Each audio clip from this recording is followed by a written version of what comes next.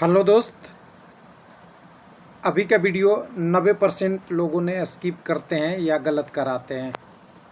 कौन सा ऐसा है प्रश्न? तो कम्प्रीहेंशन का ही सीरीज चल रहा है, वीडियो नंबर 5 है। इसका प्लेलिस्ट में हम सारा वीडियो डालते जा रहे हैं जिसमें कम्प्रीहेंशन है। यहाँ पे आपका बार ग्राफ दंड आरेख है और इसको डाटा इंटरप्रिटेशन भी कहते हैं या आंकड़ा निर्वचन कहते हैं। लेकिन इसमें दिक्कत क्यों है कि लोग छोड़ देते हैं या गलत कर जाते हैं? क्योंकि इसमें सारे कैलकुलेशन लगती है और डाटा में एक तो पहली चीज़ है कंसेप्ट भी लगता है और कैलकुलेशन भी होता है। बाकी कम्प्रीहेंशन में केवल कंसेप्ट लगता है, कैलकुलेशन नहीं रहता। इसमें टाइम भी कंज्यूम होती है, इसलिए लोग छोड़ देते हैं। तो इसको कैसे करना है तो थोड़ा सा इसको ध्यान रखिएगा। जो ये 3 प्रश्न कर देगा उसका सिलेक्शन आगे की तरफ हमेशा होता है। किसी में बार ग्राफ आ जाता है, किसी में आपको राउंड टेबल आ जाता है, किसी में सीटिंग अरेंजमेंट होता है, किसी में लाइन में खड़े होना आता है, किसी में आपका लाइन ग्राफ भी आ जाता है।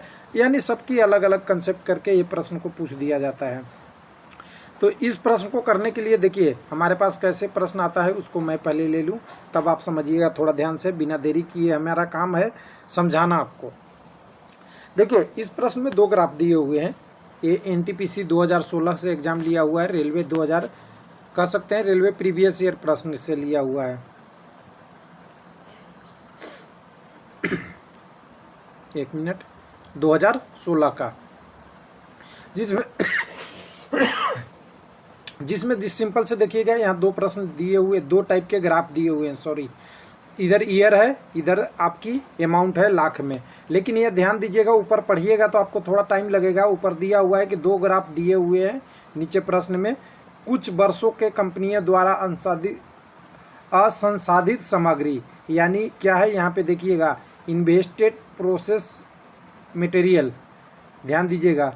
उसके बाद निवेश की गई राशि नीचे की तरफ है, यहाँ ईयर नीचे की तरफ और लाख ऐसे दोनों एक ही सीरीज में है। लेकिन यहाँ पे कह सकते हैं, यहाँ पे इन्वेस्टमेंट मतलब यहाँ पे आप कह सकते हैं निवेश, और नीचे के टर्म में कुछ वर्षों में सेल, यहाँ पे बेचा गया है। दोनों का ग्राफ दिया हुआ है। अब इस ग्राफ की डाटा से आगे आपको प्रश्न को करने हैं। 3 प्रश्न करने हैं और तीनों प्रश्न थोड़ा डिफिकल्ट यहाँ है, क्योंकि कंसेप्ट तो लगेगा ही। आपको ये भी ग्राफ देखना है, ये भी ग्राफ देखना है और आपको आंसर भी देना है। तो पहला प्रश्न देख लेते हैं ध्यान से। कह रहा है कि कौन से वर्ष में असंसाधित सामग्री पर निवेश किए हुए मूल रुपये का प्रतिशत परिवर्तन पिछले साल की तुलना में संसाधित माल की बिक्री के मूल्य के समान है।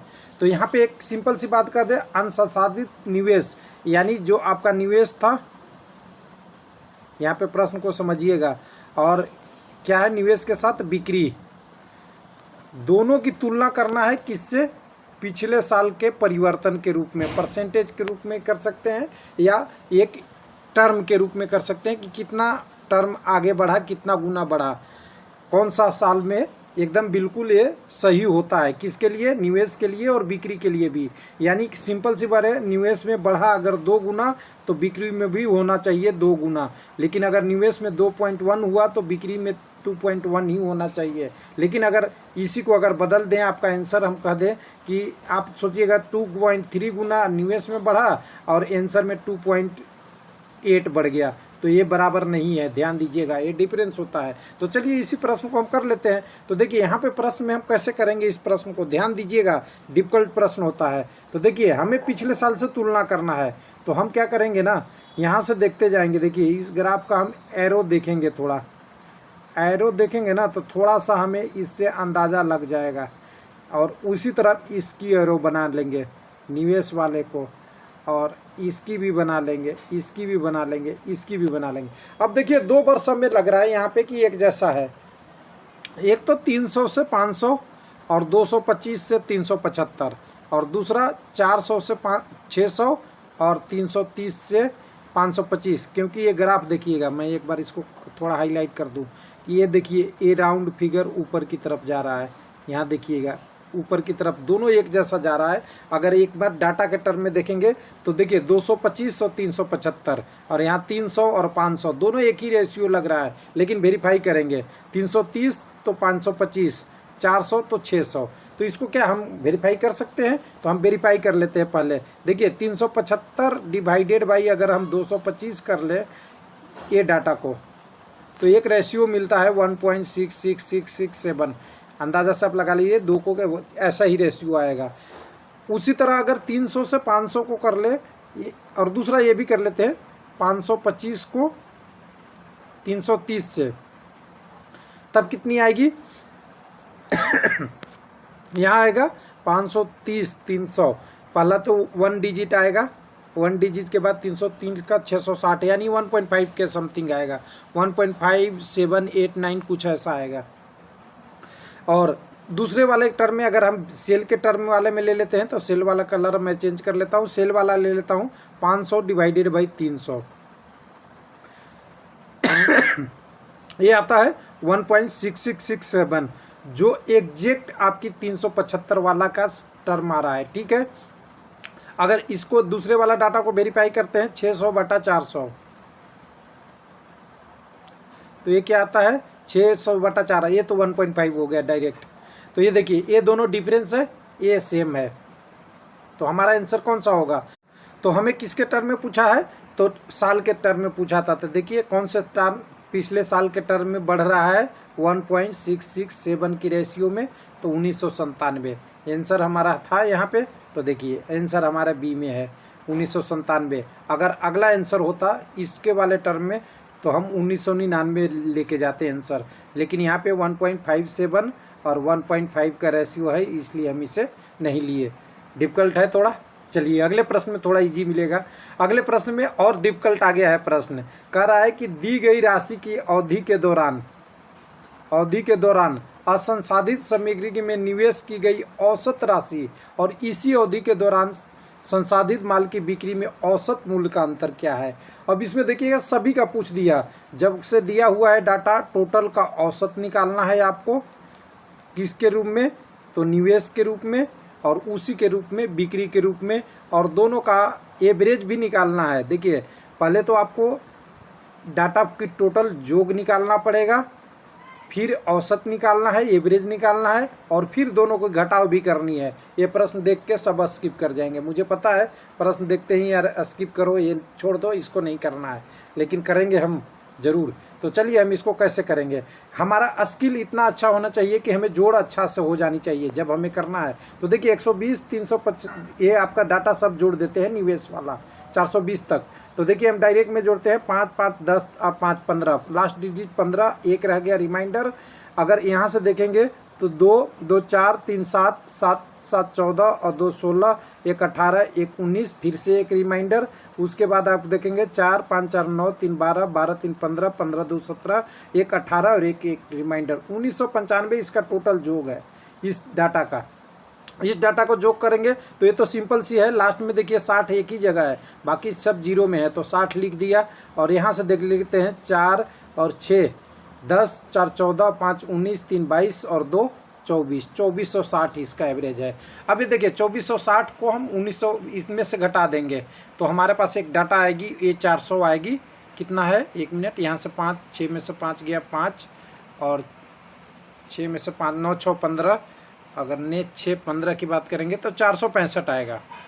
अब 465 कितने साल का है, 95 का, 96 का, 97, 98, 99, 100, 6 सालों का।